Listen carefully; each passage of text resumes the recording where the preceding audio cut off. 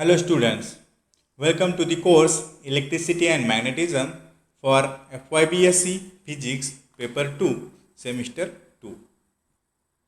So we are studying our fifth chapter Magnetic Properties of Materials.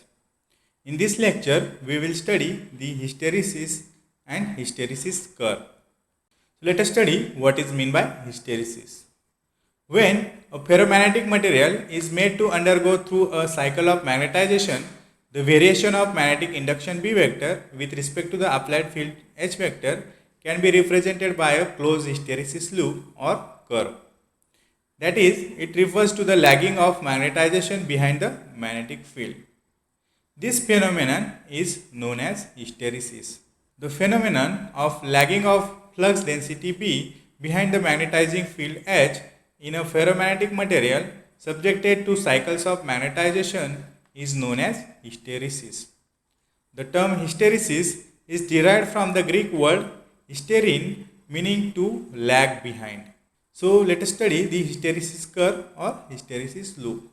If magnetizing field H vector is applied to a ferromagnetic material and if H is increased to H max, the material acquires magnetism. So the magnetic induction also increases, represented by OA in the figure. Right? So when we increase the magnetic field strength H, at the same time magnetization will also increase, and which is represented by the OA path in the figure. Right? So at this point the H is maximum. Further increase the magnetization, the magnetic induction B vector will not increase, and therefore the point where the beam is maximum, that point we call it point of saturation. Now if the magnetic field is decreased from H max to 0, the magnetic induction will not fall rapidly to 0 but falls to B rather than removed. The material still acquires some magnetic induction OB, which is called as the residual magnetism or retentivity or remanence. That means now if we remove the H, so that means the external field, the magnetic induction B will not go to 0 but it will follow the path A to B. Right? So when H becomes 0, the B will not become 0 but it will remain here at BR. Right? So this magnetization, this amount of magnetization will remain in the material, and this magnetization OB is called as residual magnetism or residual magnetization. So this induction remain in the material. So this OB is called as residual magnetism or retentivity or remanence.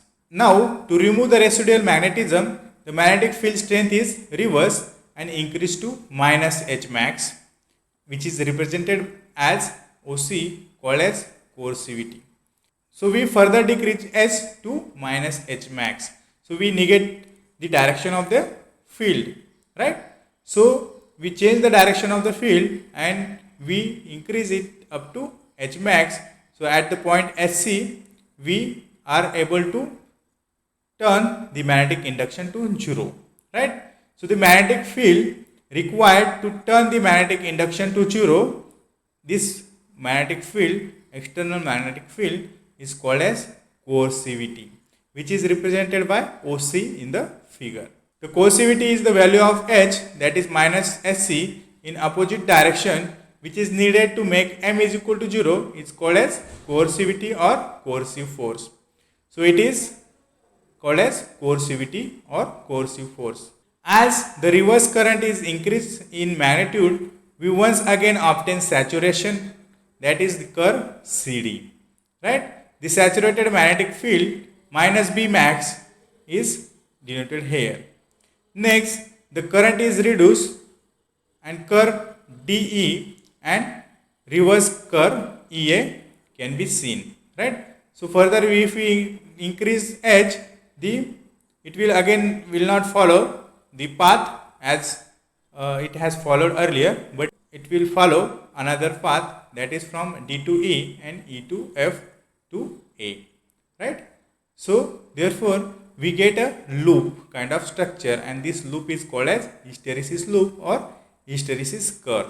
If we further decrease h, it will also, the cycle will repeat and it will follow the same path, right?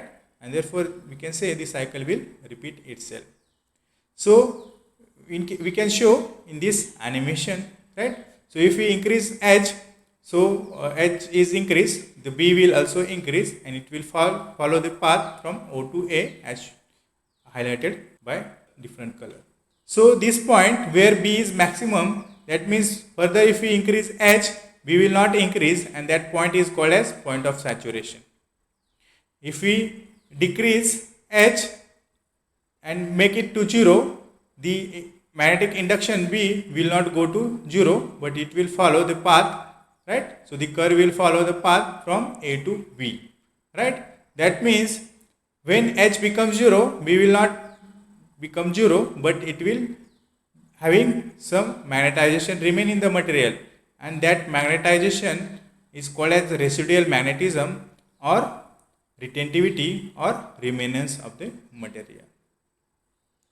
So retentivity is defined as the ability of the magnetic field remaining in the material even after removing the external source is known as retentivity or remanence.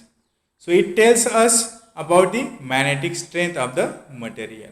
Further, if we decrease H, right? So further, if we change the direction of H and we apply the magnetic field in the opposite direction, right? Then the magnetic field required to turn the magnetic induction to 0 is called as coercivity, and which is indicated by the OC, right? So this distance OC gives us the coercivity of the material, right? So coercivity is defined as the minimum value of the magnetizing intensity that is required to bring the material to its original state, that is 0 magnetization, and it is called as coercivity. Further, if we increase H in the opposite direction, then we will follow this path C to D, and again the B will attain a maximum value, that is minus B max. That means the point of negative saturation, right? Again, further, if we change the direction of H and we try to increase H, it will follow the path from D to E, right? And further it will go to E to A via F point. So in this way we will get a hysteresis curve or hysteresis loop, right? So when the magnetic induction B is plotted against the magnetic field strength, then we get this kind of curve, and it is called as hysteresis curve or hysteresis loop. We make the following observations from this curve. The curve OA does not retrace itself though H is reduced. For a given value of H, B is not unique but depends on the previous history of the sample. The phenomenon is called as hysteresis. The word hysteresis means lagging behind and not history. The curve ABCDA is called the hysteresis loop. The area of hysteresis loop is proportional to the thermal energy developed per unit volume of material as it goes through hysteresis cycle. No segment OA, AB, etc. of the curve is linear, showing B is not proportional to H over any appreciable range. The hysteresis loop results because the domains do not become completely unaligned when H is made 0. The area enclosed by the hysteresis loop represents the loss in energy. This energy appears in the material as heat. The product B into H, which is equal to B square upon mu 0 into mu r, has the dimensions of energy per unit volume. The area within the BH loop of figure represents the energy dissipated per unit volume in the material. So we can understand the hysteresis on the basis of magnetic domains, right? It has been observed that the domain boundaries and reorientation of domain direction are not totally reversible. When applied field is increased, then decrease back to initial value, the domains do not return completely to their original configuration, but they retain some memory of their alignment after the initial increase. The memory of magnetic materials is essential for the magnetic storage of information. There are a great variety of applications of the hysteresis in ferromagnets. Many of these make use of their ability to retain a memory. For example, magnetic tapes, hard disks, and credit cards, etc. In these applications, hard magnets, that is high coercivity, are used. So we can see the magnetic materials, they having domain structure, and the magnetic moments in particular domain, they are, we call them the net magnetic moments in a particular domain, they are oriented in a particular direction, and the net magnetic moment of the material is 0. That means the net magnetization of the material is 0 in the absence of external magnetic field. When external magnetic field is applied in the particular direction, all the domains, they try to align in the direction of the magnetic field, and therefore domains which are in the direction of the field, their boundaries increases, right? So their area will increase, and the domains, they are in opposite direction, they will shrink. When the external magnetic field is removed, the net magnetic moments of the material, they will not become completely 0, and they will be aligned in the particular direction, and therefore the net magnetization of the material will not be 0. So let us study the importance of hysteresis curve or hysteresis loop. The shape and size of the hysteresis loop are largely depend upon the nature of the material. The choice of a magnetic material for a particular applications often depends upon the shape and size of the hysteresis loop. A few cases are discussed here by the way of illustration. The smaller the hysteresis loop area of a magnetic material, the less is the hysteresis loss. These materials are called as soft ferromagnets. So for these materials, the hysteresis loop is having very small area, and because of this, there is less hysteresis loss, and therefore these materials, they are called as soft ferromagnets. The hysteresis loop for silicon steel has a very small area. For this reason, silicon steel is widely used for making transformer cores and rotating machines, which are subjected to rapid reversal of magnetization. The materials which has a wide hysteresis loop is called as hard ferromagnet. So hard materials or hard magnets, they are having a wide hysteresis loop. That means the area of hysteresis loop is very large, right?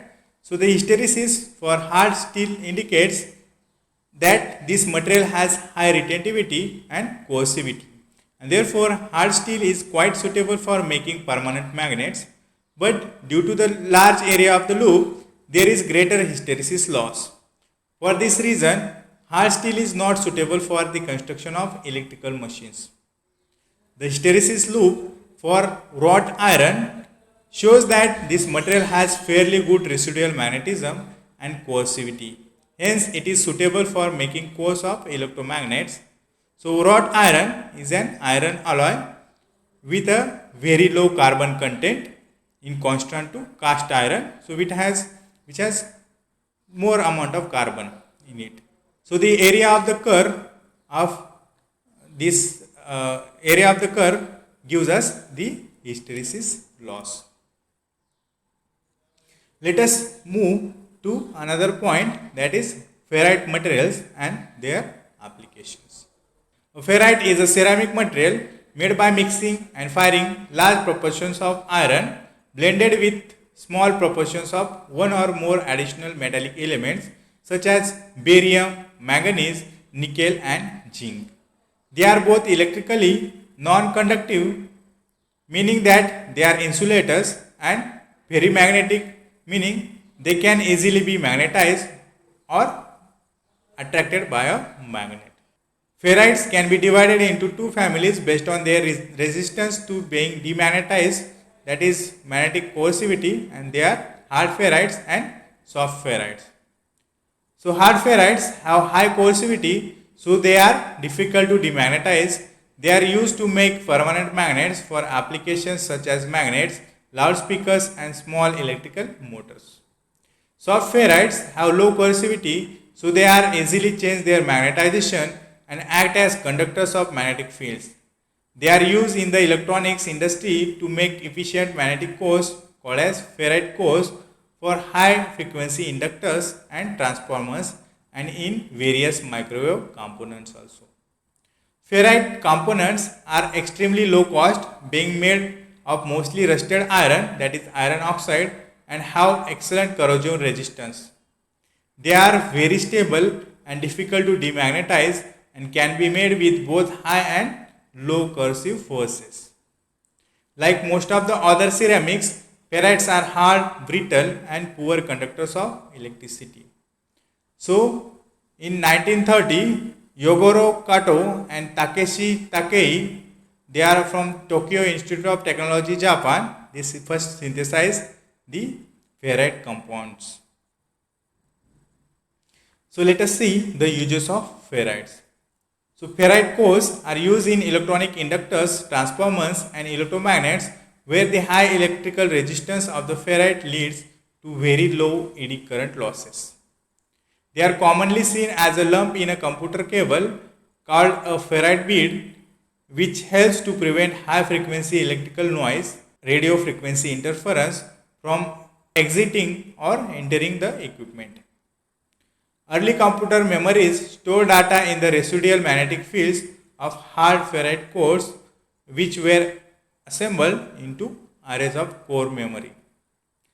Ferrite powders are used in the coatings of magnetic recording tapes. One such type of material is iron oxide.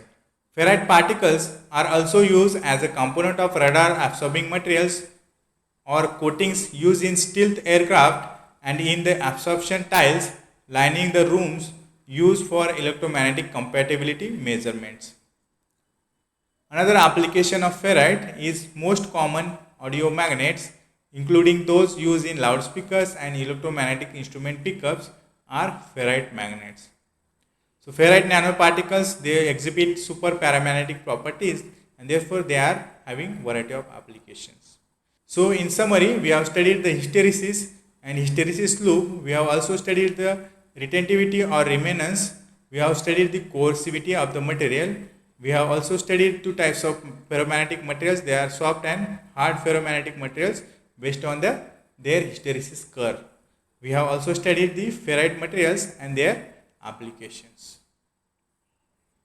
Thank you.